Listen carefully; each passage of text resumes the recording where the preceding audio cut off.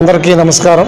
ఈరోజు జరిగిన రాష్ట్ర పశు వైద్యుల సంఘం అసోసియేషన్ ఎలక్షన్స్లో నేను అధ్యక్షుడిగా ఎన్నిక కాబడినాను. నా పేరు డాక్టర్ మన్యం రమేష్ బాబు. ఈ అసోసియేషన్ విఏఎస్ల సంక్షేమం కోసం, వారి యొక్క అభివృద్ధి కోసం నిరంతరం కృషి చేస్తూ ఉంటుంది.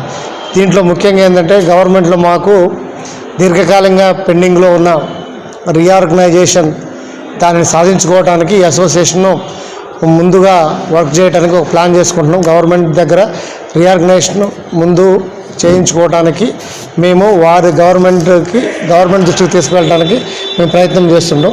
కాబట్టి ఏంటంటే, దయచేసి అందరికీ కూడా ఈ ఎలక్షన్లో సహకరించిన అందరికీ కూడా పేరు పేరున ధన్యవాదాలు.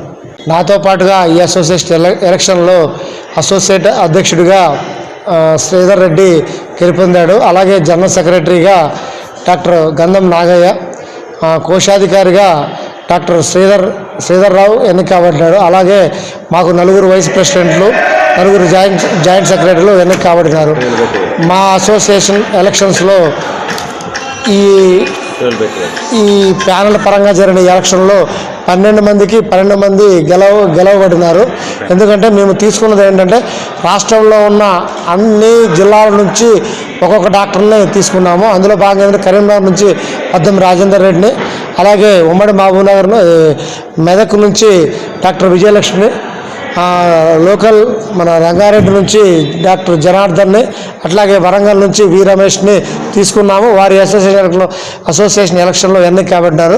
అలాగే జాయింట్ సెక్రటరీలుగా సంతోష్ నిజామాబాద్, అలాగే మన ఆదిలాబాద్ నుంచి రాజ్ కుమార్, రంగారెడ్డి నుంచి భాను నాయక్ ఎన్నిక కాబడినారు. మహబూబ్నగర్ నుంచి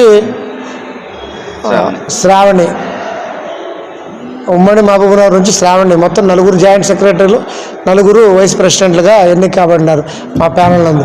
కాబట్టి సంపూర్ణ మద్దతుతో గెలవడం జరిగింది. కావున ఈ యొక్క అసోసియేషను విఏఎస్ల యొక్క అభివృద్ధి కోసం నిరంతరం పాటుపడుతూ ఉంటుంది. Thank you.